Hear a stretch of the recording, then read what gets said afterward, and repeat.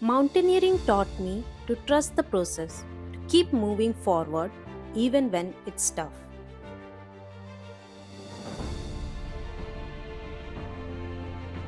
Hi, I am Madhusmita, the first person from Odisha to attempt three peaks in a single expedition. My journey began on the Chadar trek in 2019, where a single step turned into a lifelong climb. I learned the importance of never giving up, staying focused, and working as a team.